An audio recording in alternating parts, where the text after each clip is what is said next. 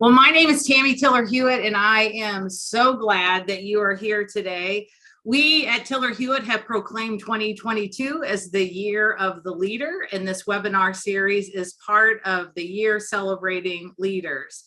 So I want to make sure that everyone knows that we're in webinar mode, so we will not be able to hear you, but we would love to hear from you. So throughout the webinar, if you will use the chat to load in comments, questions, or we love aha moments, key takeaways, so that we can celebrate those afterwards. Kind of think about that as applauding for your speakers today. So after the webinar, the recording will be on our website, as are a lot of other resources.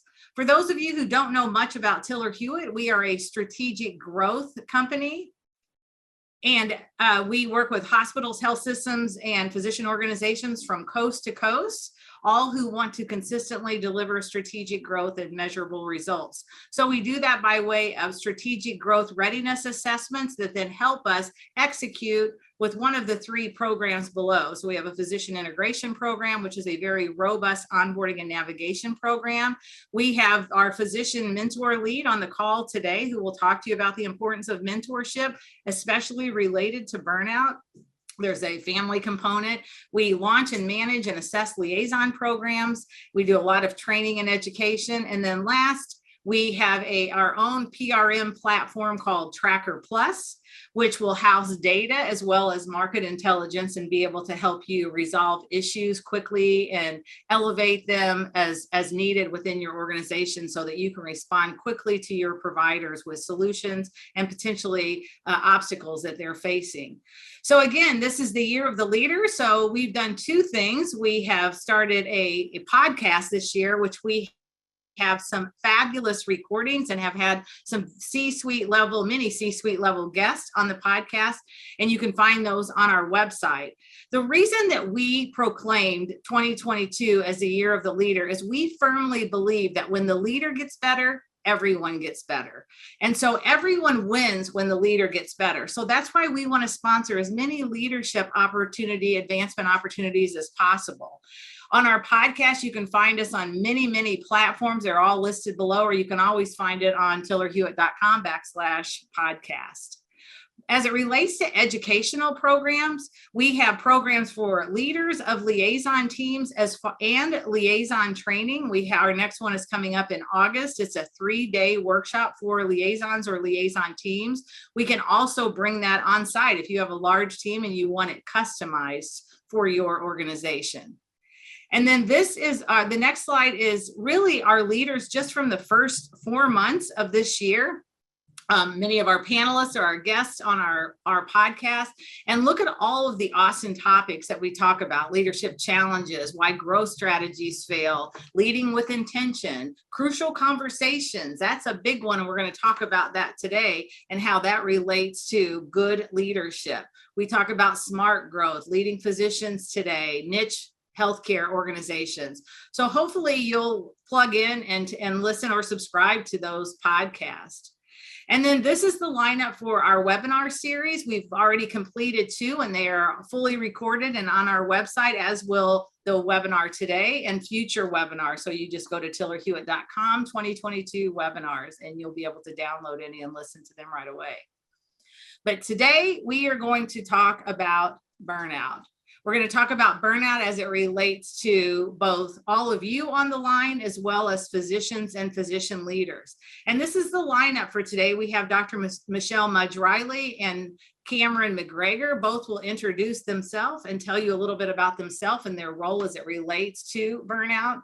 And then remember, in the chat, don't forget to put any comments, aha moments, or useful takeaways from today. And then we will end with opening it up for questions. So today, as we talk about burnout, we're really going to focus on how can we stop talking about it and start solving this catastrophic disruption to our industry, whether it's any of the four here. But today I want to start with you because I think it starts with you. If you can recognize burnout within yourself or signs and symptoms of it, you're going to be able to help other people even more. And another thing that, we know in healthcare that there is constant disruption. We go to our organization on any given day with our plan of attack, and then things just happen, right? Stuff happens. Well, that's exactly what happened to us today. Dr. Michelle Mudge Riley's schedule was hijacked, so she was not able to attend today. But never fear, just like all of you, we came up with a quick plan B and we recorded it. We pre-recorded the webinar session itself, and then Cameron and I will be live on the other end to answer any questions that you have. So I know that you're going to enjoy it because we're going to talk about things about why people get burnt out, which is different for different people, but the what and the cycles of burnout are much the same. So we'll help you to be able to look for that. And then we're going to really just talk about the importance of understanding your part in this. We're going to use the word vulnerability a lot, and you'll see why, because it's so important that we understand that and accept it. And then last, we're going to talk about keeping solutions simple. So without further ado, let me introduce to you our panel and get started. Hey, Michelle, why don't you tell our audience a little bit about yourself and your background? Sure, I'm happy to do that. Thanks so much. Really excited to be here and chat a little bit about this with everyone. It's a topic that's really near and dear to my heart. So I am a physician by training. I always wanted to be a doctor. I thought that I would ride off into the sunset as a doctor after training and live happily ever after. And well, that's not exactly what happened. And it's not exactly what happens with a lot of physicians today in healthcare. And, burnout is something that is affecting a lot of doctors. And it's not always burnout. It may be something else. There may be other root causes. But as far as for me, I was suffering a little bit of burnout, but not full on burnout. I just realized early on in my career that I wanted to do something different than traditional patient care as far as my career, but still to be a doctor, because I love being a doctor. I love the intellectual stimulation, the helping the patients, all of the things that we go to medical school for, my colleagues, interacting with other physicians, all of those things. So I ended up going a non-traditional path. I worked for a brokerage firm for a while, then ended up in a consulting firm, worked in a variety of different consulting firms, and during that time started my own business as well. So I learned a lot of these business skills that we don't learn in medical school. And this has been a constantly evolving process that I think all physicians kind of go through now. And we can talk about that as well, just about how medical school really doesn't always prepare us for that real life, whether you're going to be in traditional medicine or you're going to be doing something a little bit non-traditional or non-clinical, which is what I ended up doing.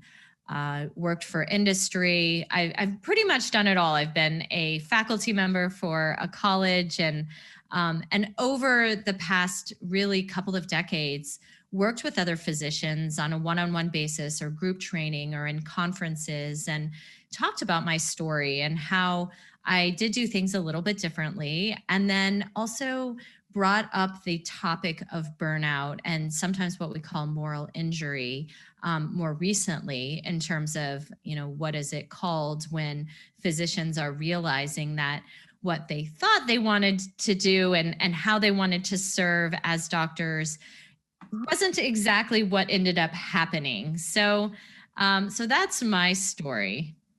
Well, what I find interesting is I hear stories of people who go to college to be teachers, and then they get in the classroom and they decide, I don't even know if I like kids.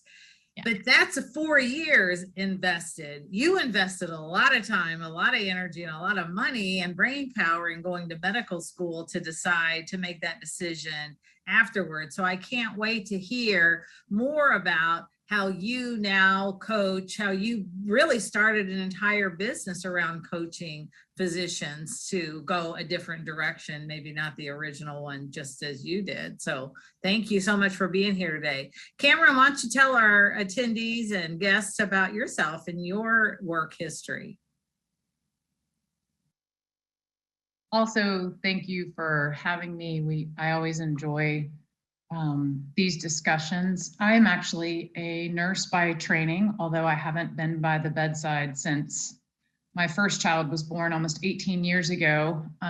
During that time, I've been a health system executive, and my latest stint in direct primary care and concierge medicine. So while I wasn't at the bedside during COVID, my contribution is to help other healthcare executives really think about their staff in a different way and help everybody understand how we can better prepare for the next time something like this happens, because moral injury, burnout, and providers leaving our industry at an unconscionable rate is not sustainable for us.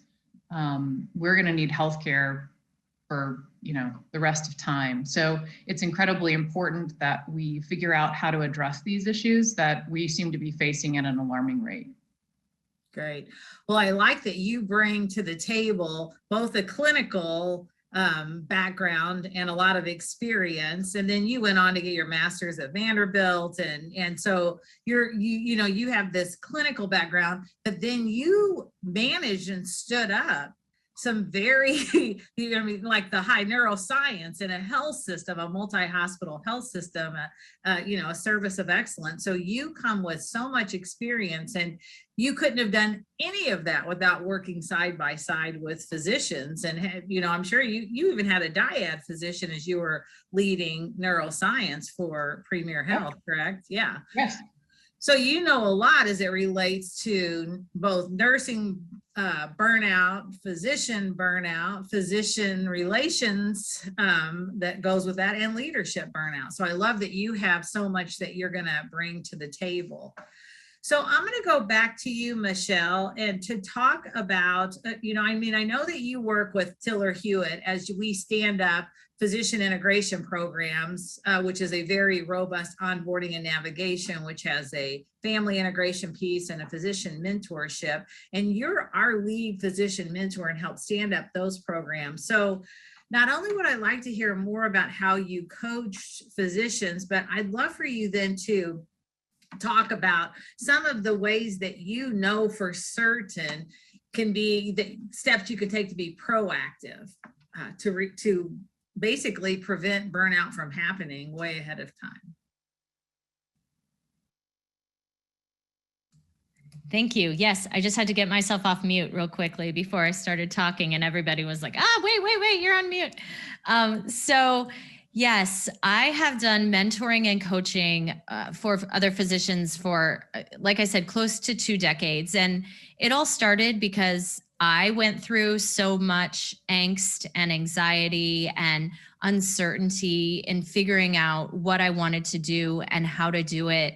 And through that, also saw other physicians struggling, maybe not for the same reasons that I was struggling, but still nonetheless struggling. And when I went to get a master's in health administration, which was all part of my journey to get to where I am today, I learned about all of these system problems and how process can sometimes go astray and really not do the things that it's meant to do. It really does the opposite. And it brings a lot of chaos and a lot of loss of autonomy to physicians. And so just meeting them where they're at in that peer-to-peer relationship, I found has been so helpful for other physicians in not only talking about what's going on with them and being vulnerable, which is really hard for doctors to do because we're not trained to do that. In fact, we're trained quite the opposite, to kind of swallow the pain and not talk about it and not bring it up and just keep going. And oftentimes that's to our own it hurts us, right? And so that further contributes then to these physicians feeling like, I can't do this anymore. This is non-sustainable, and I have no one to talk to about it. And I don't even know if I can talk about it. We all know some doctors have tried to bring these issues up and they've been ousted, or they've gone away and you don't know what happened to them. And even I have some experiences like that where I tried to bring up some things that maybe could have been changed, and people didn't want to hear it. And so there's just this hierarchy in medicine that makes it difficult sometimes for doctors to talk. So the mentorship, the coaching, whether it's peer-to-peer or it's just healthcare provider to healthcare provider, because I know, Tammy, we've sometimes paired together a physician and a healthcare administrator, or a nurse practitioner and a physician, and it's still gone really well depending on the culture of the organization, so that you can talk about this stuff. Because at the end of the day, that is really the first step, is that awareness and talking about what's going on, so that then it's not hidden anymore. And maybe nothing will happen, but sometimes just that venting helps. Right. And slowly, little by little, change happens. Right. Michelle, do you think that that one of the emotions they would describe is loneliness? Yeah. Physicians are very lonely. And a lot of that is, again, because of the training and because we're not taught to reach out and ask for help. And oftentimes doctors become doctors because they have that inherent personality. Maybe they're not as apt to reach out for help. And then, as part of the training, that gets reinforced. And so then it's really tough. Well, doesn't that go back to doctors are the worst patients? So they're going to be it's going to be hard for them to ask for help, or maybe even to recognize that they need help until they're at an extreme level. Cameron, what about you and your experience in working with physicians and clinical staff? Yeah, Michelle, I think you underlined it well. The term we're looking for is vulnerability here. And it was COVID was certainly a time where it exposed vulnerabilities, and I'm using double entendres here, but vulnerabilities in the healthcare system and how fragile it was, vulnerabilities in our own humanity, vulnerabilities in being sick and, at the bedside watching other people's loved ones die because we couldn't have visitors in the hospital to be with their family and loved ones. And I think that there's this inherent in the both physician world, the nursing world, and certainly the administrator world, as we go up the food chain, the air gets rarefied. And that's both good and it's also bad, because your circle of trust shrinks and your ability to be vulnerable and to be open with where you are gets less and less. And I think it's a particular vulnerable time, not to keep using that word, but it's like this really great word that you hit on that it describes so much. And I think it's lonely. I think it's lonely at the top of the food chain. Physicians have always been at the top of their food chain. There's no calling closer to God than physicians. And so the saying goes. And I think that there's this inability that we have inculcated into our providers that keeps them from being able to share that. And I think they push themselves to the max and then they hit a breaking point. And it's often before anybody's really even recognized what's going on. So, we need to proactively address this with a fidelity and a frequency that we never have before, because we're looking back. And I think this year, I was looking at a US News and World Report, from the nursing perspective, we'll be short 1.2 million nurses. And that's madness. Like, that's unsustainable by all stretches of the imagination. And so we're going to have to come up with some creative ways from a healthcare perspective. And this is not just nurses. I mean, it's happening across all ancillary services, physicians, et cetera.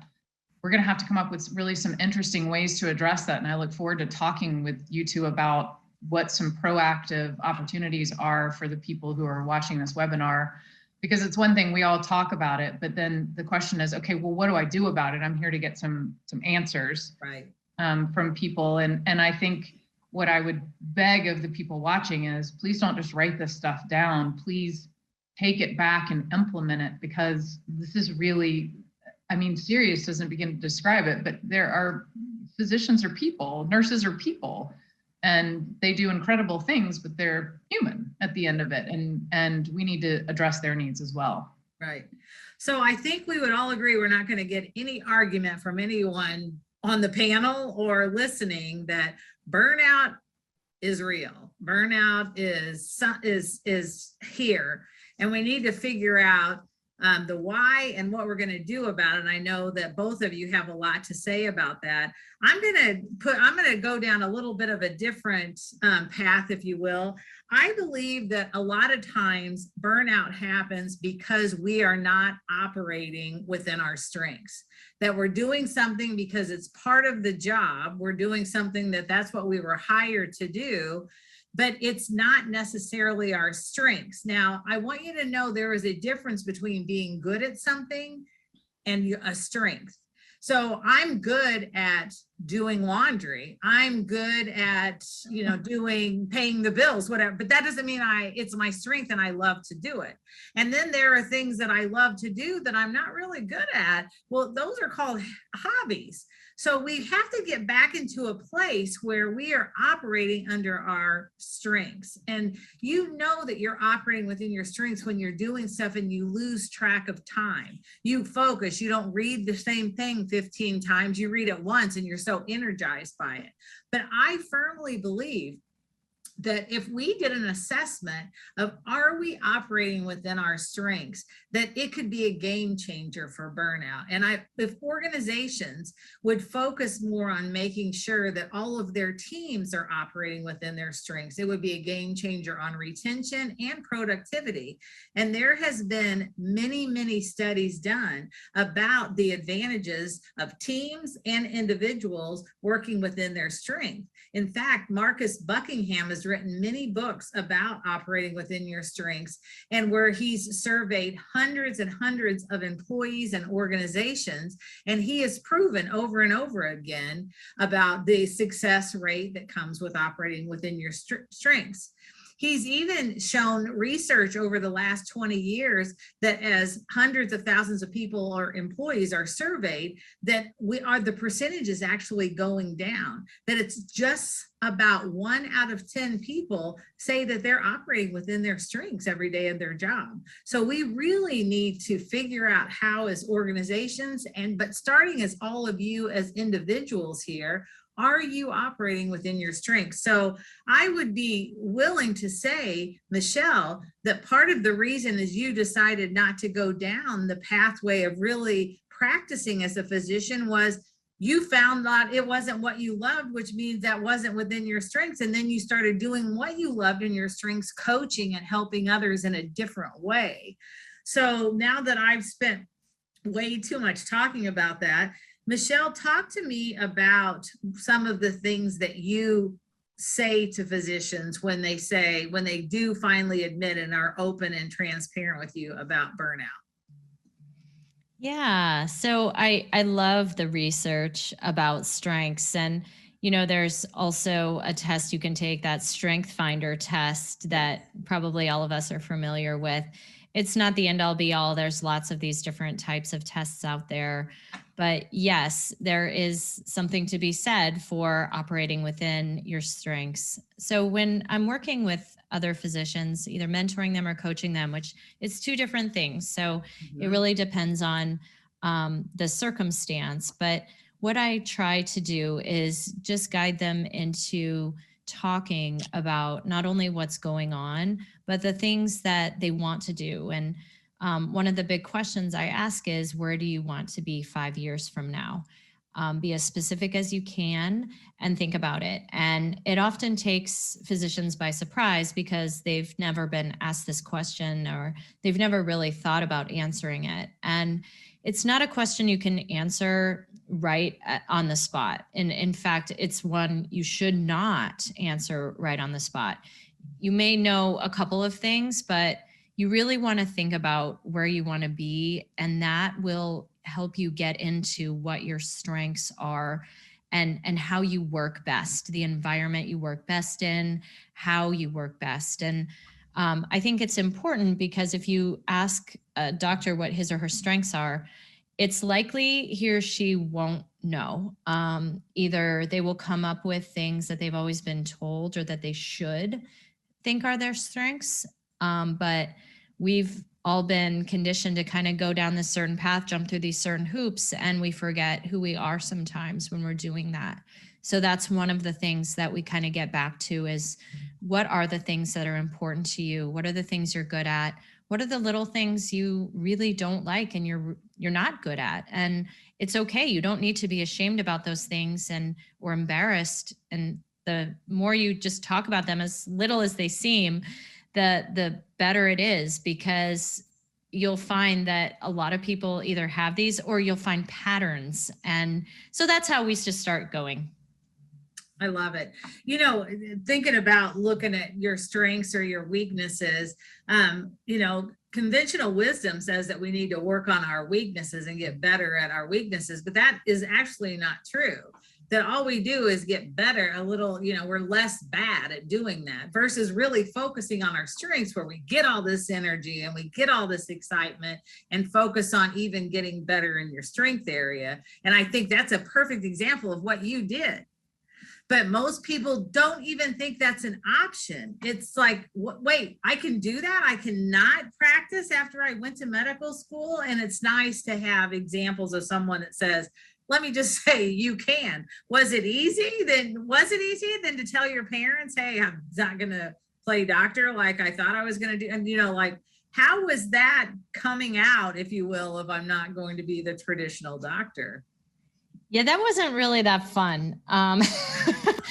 So I am a first generation doctor, and my dad always talked about me hanging my shingle out. And for years after I started in a non-clinical job, he still would ask me when I was going to hang my shingle out. And so it is the way it is. And I've also, talking with other doctors, find that those who are figuring this out a little bit later, they may be married. I was not married at the time, but if you are married, your spouse may have married a doctor. And that is also going to be part of the conversation, because it's funny how that works. I don't know of any other profession, maybe law, maybe some of the other professions that take a long time to get there, where your identity is really tied up in what you do. And that's another problem, because you need to remember that you are separate from being a doctor. And so that's something else that we talk about a lot. And as far as doing something non-traditional, I thought I might be within a handful of physicians who decided to do that. Oh no, there are thousands of doctors who do something non-traditional, whether it's work in industry or insurance, or have their own business, or do something that's totally unrelated to medicine, or in a different field, or still in medicine, but maybe in a direct care practice or concierge medicine. And so I know, Cameron, you have some experience there. Maybe if you could talk a little bit about that, that might help others to know about that option as well. Yeah. Well, number one, back to something you said before I say that, is, Michelle, it's the only profession really where we title you differently. Your mail comes to doctor. My mail doesn't come to CEO. And so it's interesting. We reinforce that in just the way, little things like that, it's reinforced. You are referred to by your title always. I'm referred to as Cameron. Right. And so that's just something that it's just a little subtlety there. It's no wonder physicians have such a difficult time separating themselves from their professional side. That would certainly be one of the drivers of that. But in terms of concierge and direct primary care, last year it was a $5.5 billion industry, and by 2030 it's going to be a $13 billion industry. So it's growing rapidly, and I certainly think that physicians are looking for ways that they can captain their own ships. Most of the physicians that are coming into concierge practices have practiced for a health system or been employed by a health system. And certainly COVID, something like 75% of physicians during COVID reported a decrease in their annual income. And those were ones that were even employed by a health system, which many physicians would tell you they got into because they wanted protection of their salary and not have to deal with running their own practice. And as hospitals and health systems were affected financially by COVID, ironically, their employees were too, and physicians were just a casualty of that. And so it capitalized on that, as well as providers are still having to see somewhere between 20 and 28 patients a day in a value-based or RVU-based world, and they're tired of that. They want to spend more time with their patients. They want to focus on wellness and not just the acute part of the visit. They want to talk about how to get your blood pressure down, and they want to talk about your diabetes, and they want to talk about your family, and you can't do that in 7 to 10 minutes. And so there's been this huge shift over to these independent concierge or direct primary care practices, which further financially hurt hospitals in the sense that it's leaving more and more unfavorable payer mix to come and see the hospital primary care physicians. And that's not helping anybody in the long run. I'm all for the business of medicine and all for everybody having, complete control of their future. But I also understand that there's an unsustainability of that financial model. And then one of the things I wanted to say to what you two were talking about before is, if the people who watch this take away nothing else, please stop promoting physicians who are either high volume utilizers or people you like or have been in the system for 22 years to chief medical officers or other vice presidents in your health system. Please stop doing that. Speaking to playing to their strengths, it's not because they're incapable, it's because they don't often know how to say no to that, because it feels like this grand gesture, and who doesn't want to say yes to that? But they are ill prepared. Nobody ever stops and trains them. Nobody ever stops and thinks, oh my gosh, they might not naturally know how to lead a group of 2,000 other physicians. They might not naturally know how to have crucial or conflict conversations. They may not understand how health systems and reimbursement works. That's not a bad thing. That means they went to medical school. They didn't go to leadership school. That's not what they do. And so what we fail to do, every health system I've ever seen in the consulting world, or even the ones I've worked in, we have picked these lovely, wonderful providers, and we have elevated them to chief titles and given them nothing in the way of training or education, and then been like, okay, good luck, and then wondered why they were miserable and they couldn't lead, or they didn't do as great of a job as we thought they should. It was horrible. We do it to nurses. We do it to everybody. It's more common in the healthcare industry than I've seen it in any other industry, but we love to promote people without really good foundational education or training structures. And so I'm curious, Michelle, what your thoughts are on that. Speaking of the playing to your strengths, it's hard to do that if you've been pushed into a position that wasn't really your strength. Right. Well, and sometimes it might be your strength. So there is an argument, I guess, for some of those high volume producers to actually be promoted into those roles. I think it's more what you're going for is just hey, let's look at these people more objectively and let's talk to everyone because they're human and figure out what makes sense from a big picture standpoint as far as each individual's goals and the organization's goals as well. And then qualifications. And so if there is a physician that wants to be promoted into that role, has great skill set and maybe is lacking there's some gaps there, get them some education, help them with some of those crucial conversations. And that may be all you need. So yeah, I think maybe it's more just about increasing communication, which we all know it's such an issue in healthcare. Communication is at the root of so many problems. We could talk about that for hours, right? Yeah. Tammy, what about you? I mean, you're in the physician integration world. Yeah, well, I mean, about the CMO promotion opinion.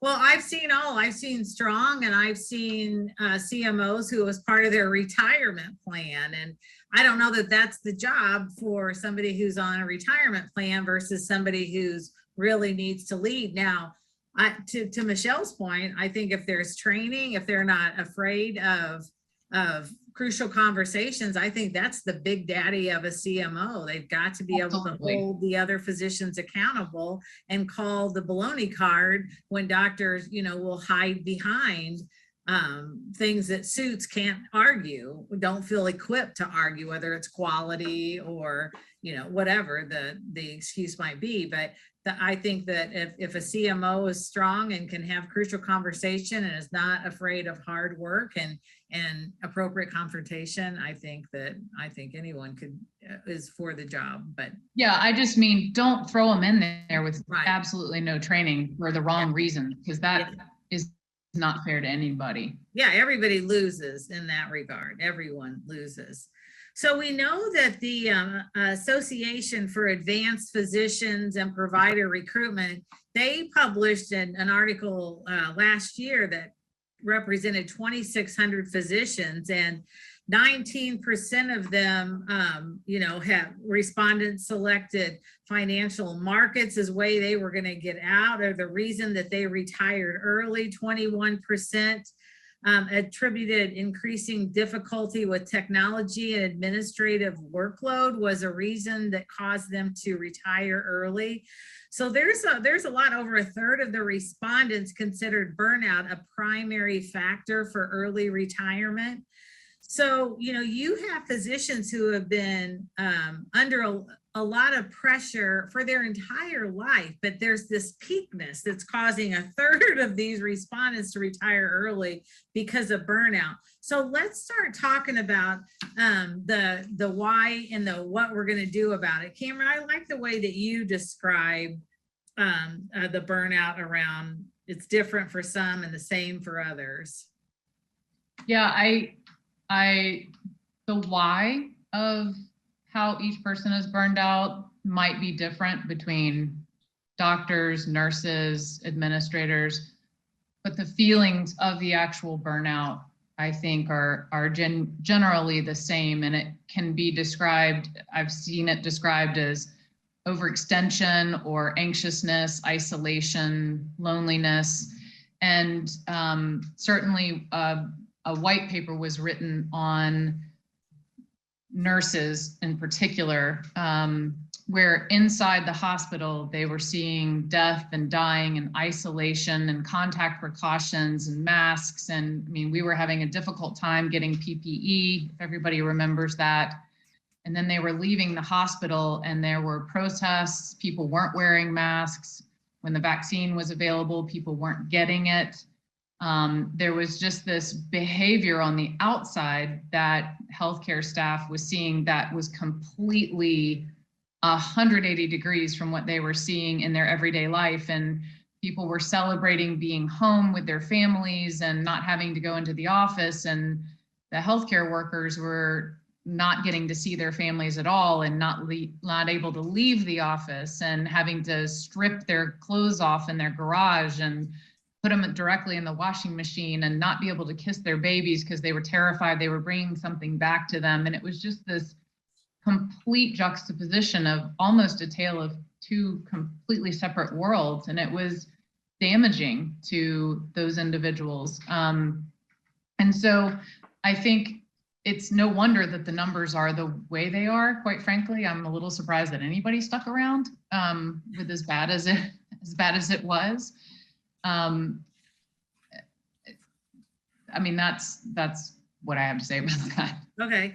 Well, I do know that, everybody talks about the different stages of, of grief and different stages. I think they're the different stages of burnout that really end with, I said earlier today before we were recording, it turns to rage because you're like, okay, I think you might need some help. But I think that, the transition from, the loneliness to it goes all the way to you're paralyzed and then you're indifferent. And where you can see that a third of these physicians in this retired because of it, what about the 2/3 that didn't? And they get to that point of paralysis and then indifference, that's going to drive everything down the tubes, including quality and outcomes. I think that's where you're going to see more medical errors. And, we've even seen self-inflicted, whether it's suicide or chemical dependency because of this burnout. So let's start talking about what we've seen in organizations that are actually working towards this, that we can give our listeners some tips on what they should do and what they can do starting today. So I talked about strengths, and Michelle was right. And I'll post in the chat how you can go and take a strength finder for free online and understand what your strengths are to see if you're operating within those strengths, and maybe offer that test to your team to see if they are as well. And as leaders on the line, it is up to you to understand your team's strengths and to do everything you can to have them operating within their strengths. Everyone wins when that happens. So that would be my tip for what people can and should start doing to help burnout. What about you, Michelle? Yeah, so I think the thing that will help organizations the most, from what I've seen over the years, is helping physicians to find others to talk to. So whether it's a mentor program or formal or informal, or some way, a doctor's lounge again. I know that that's something I've talked about with many doctors, the lamenting about the loss of the doctor's lounge. And it may seem elitist, it may seem all of these different things, but what it gave doctors was a chance to informally connect and talk about the little things that were bugging them or that they needed help with, because it's so hard, especially now, to find any of that time. There's just not time. There's not, and then finding someone to talk to about it. I mean, it's just really difficult to make all of those connections. So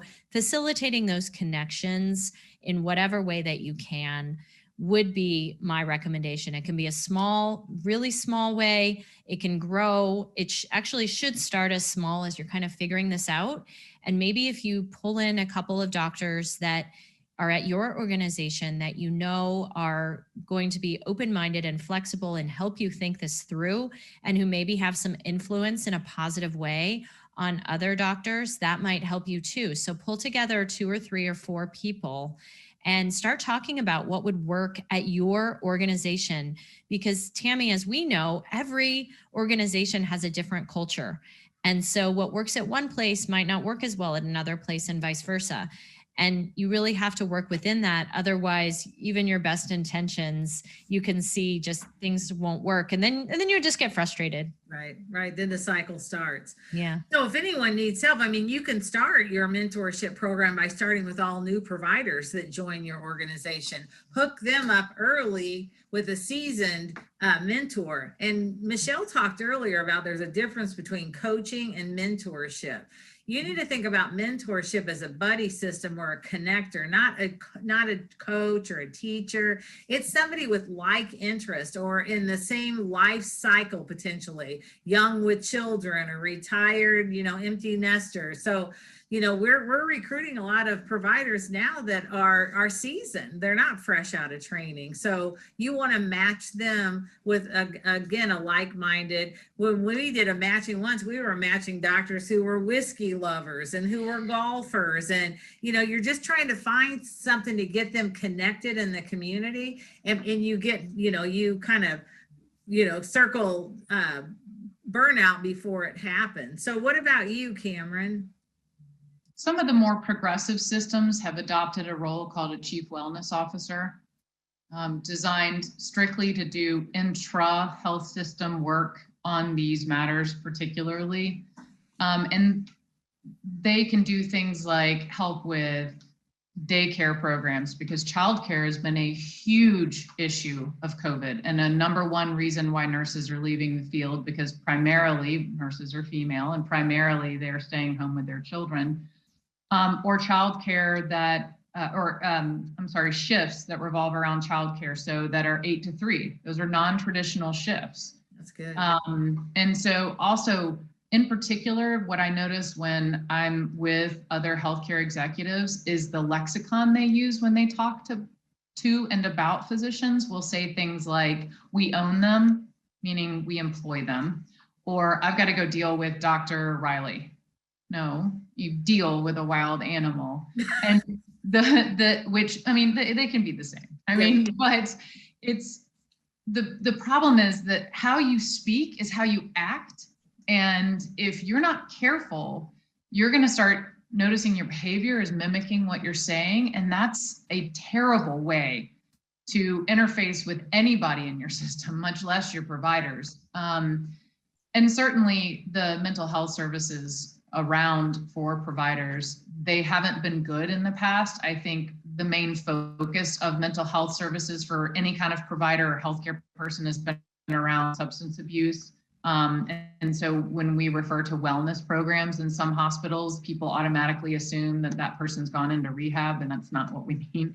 And so we have to be kind of careful about that. But I think you're going to start to see the rise of actual wellness programs. And then certainly doing stay interviews. Again, these are all easy, or they're simple, but they're not necessarily easy. It requires you actually do these things. I mean, it's really easy for us to talk about them, but to both of y'all's points, each hospital is a little bit different. Each culture is a little bit different.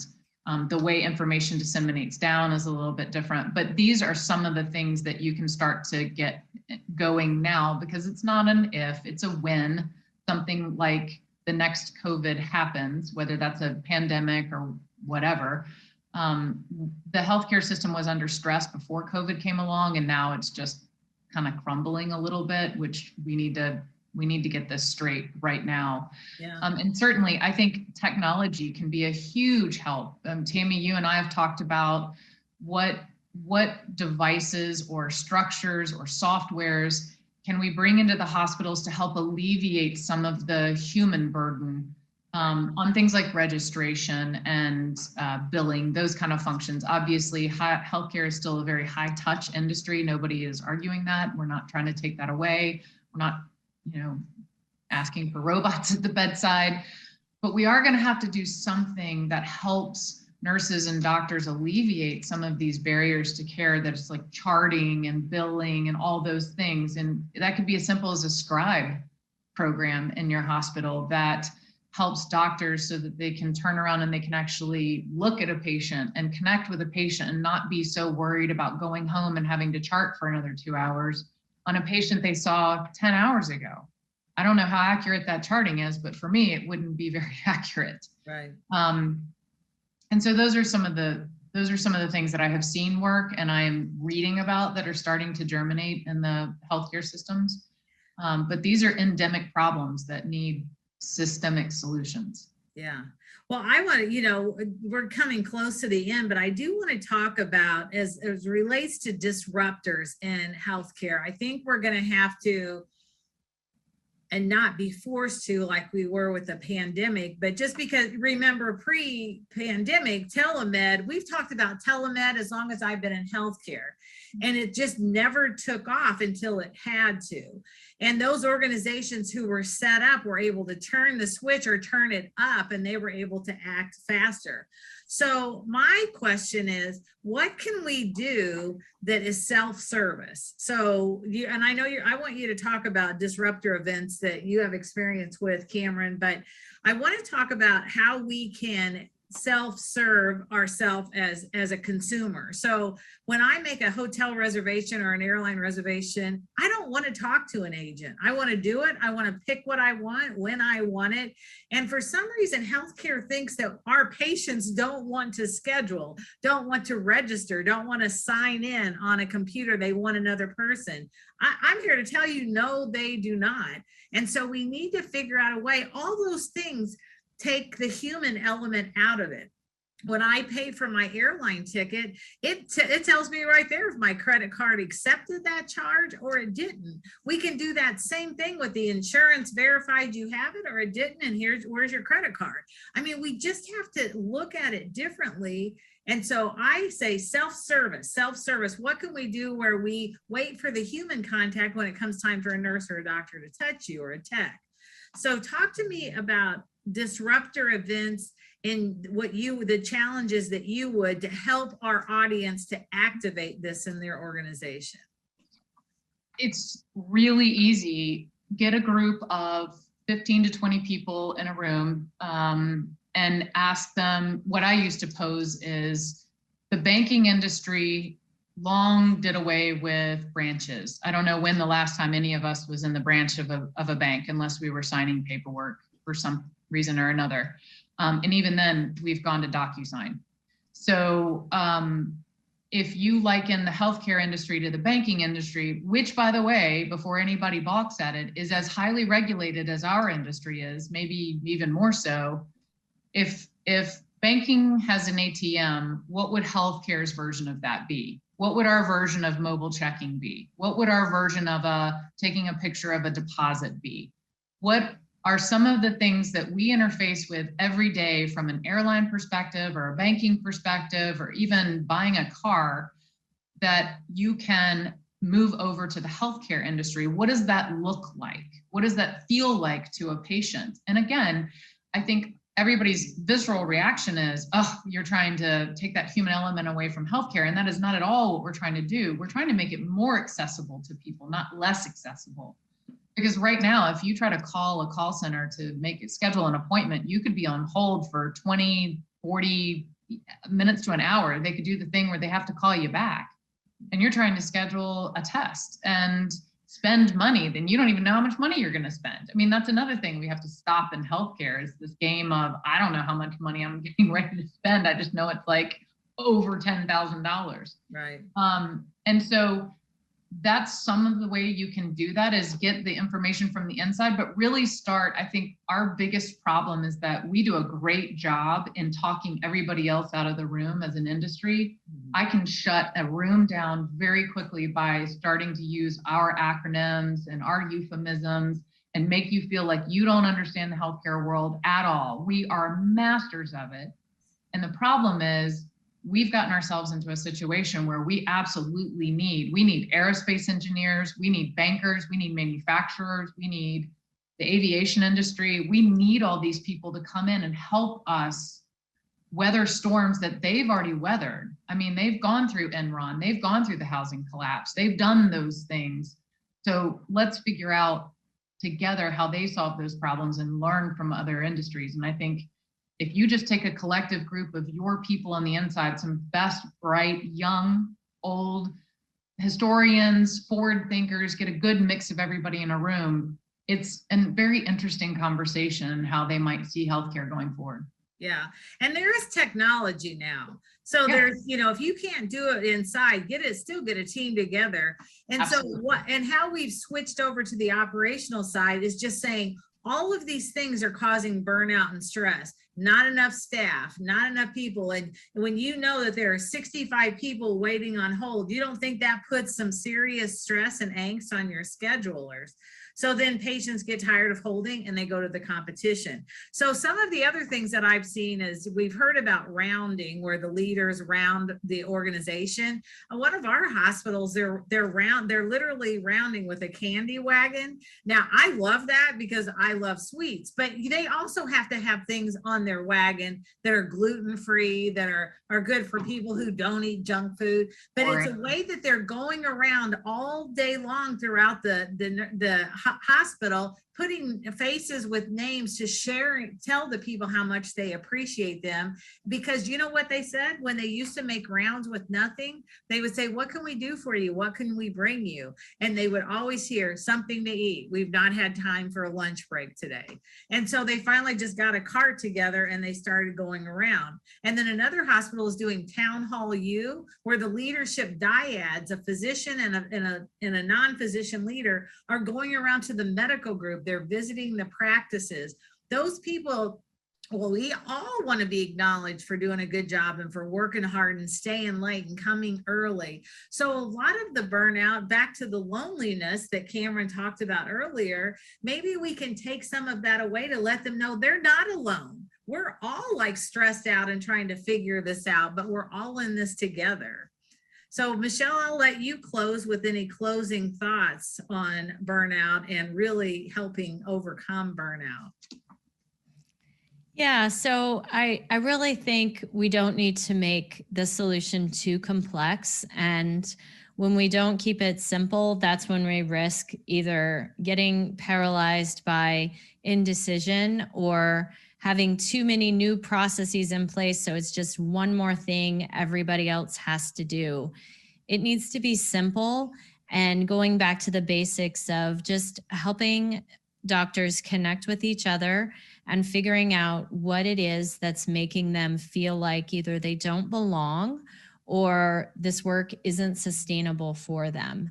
And from there, you can identify those root causes. And when you know what they are, you can put things in place to maybe not eliminate them entirely, but help a little bit. And you would be surprised, just a little bit of attention and help that way will go a long way. Very good. Thank you. Well, Michelle, Cameron, thank you so much today. I think let's open it up and let our attendees ask. Well, here we are. We're back live. Cameron, I think you were managing the questions in the chat, because if I hit one button on my computer, it would have paused the recording. So what do we have for questions? Surely we could not have possibly answered all of your questions or thought of everything in 45 minutes. If we did, then we are getting so much better at this, Tammy, I gotta be honest. But what questions do y'all have that we can answer without Dr. Mudge Riley?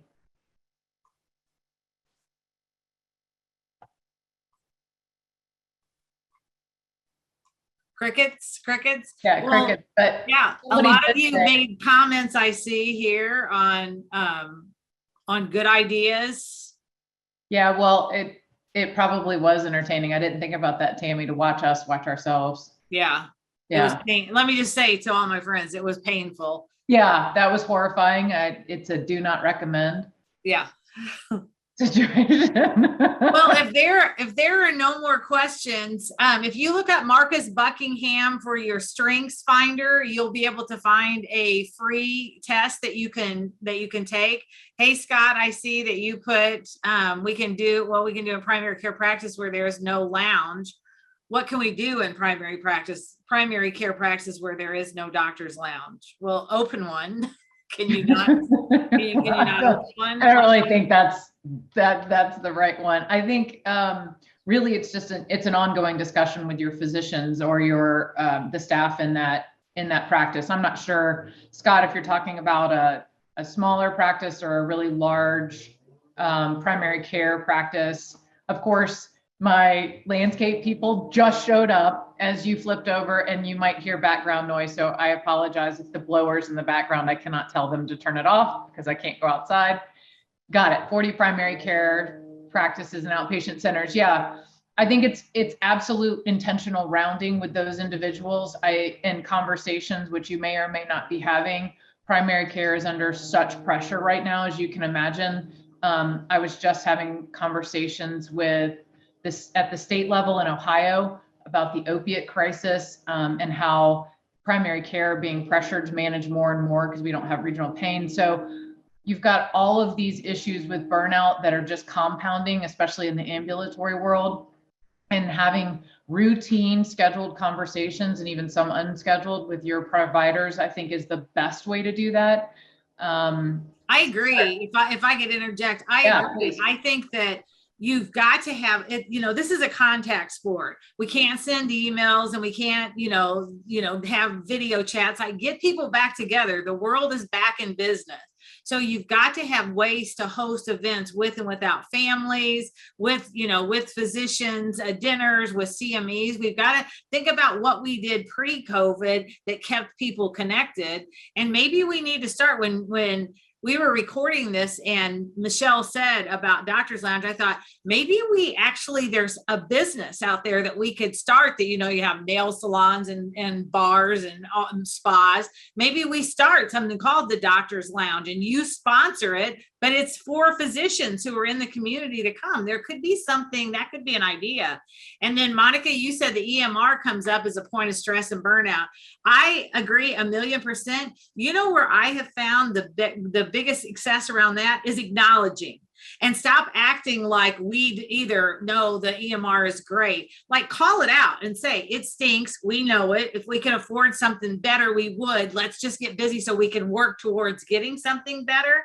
And also idea around scribes. That's a perfect example of ways that we can allow physicians to see more patients if they have someone else helping them with the technology piece. You look at independent providers, those are the ones that have gotten creative about ways that they can be more productive. Where for some reason, when physicians become employed by us, they expect us to be coming up with those great ideas. That's one of the reasons that they linked with us. So how can we get people together, almost like Cameron described, having this disruptive innovation, getting teams together to think about it, bring those doctors together. They'll have solutions, or at least they're going to tell you and convince you about the waste of time they're doing clicking 16 times when they should only have to click once.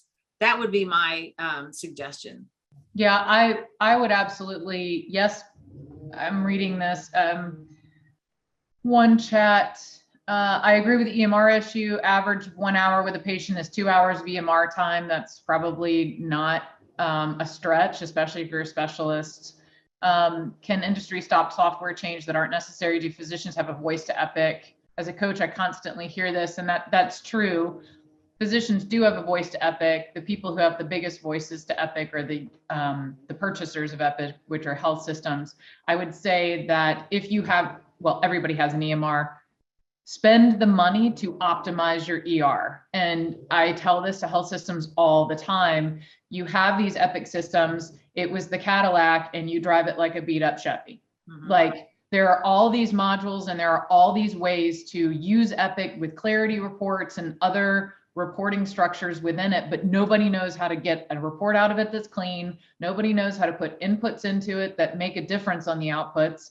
And so what ends up happening is you've got these large notes that nobody can go back and make any sense of. You're getting radiology and lab reports that are Solcom reports that nobody can find. So this is a struggle with everybody, but it boils down to spending the resources that you've got because you've already made the biggest purchase, which was the actual EMR itself. So you guys have to get involved to get teams together, and not everybody needs to hear this. Don't assume that the leaders at the top who are writing the checks for these understand the magnitude of the waste that's happening with the EMR. They understand that people are whining and they just think that they're being crybabies in the field. That is not true. It is waste and it's causing extreme burnout. You've got to get people together, get your lean team on this to quantify the waste. And then when they can convert that to dollars, that speaks to the CFO, that speaks to the CEOs to understand why this multi-million-dollar investment is causing another multi-million-dollar in waste and burnout, and then retention, which is just another cycle or a doom loop. So we are out of time. So thank you all so much. Again, you can go to our website. We'll have this recording up in a couple days that you can listen to it again. And remember, Tiller-Hewitt, we're just a phone call away if you need any help in any of the areas that we've talked about today. So thank you, Cameron, so much for participating. Always my pleasure. Thank you for having me. You bet. We'll see y'all later. Bye. Bye-bye.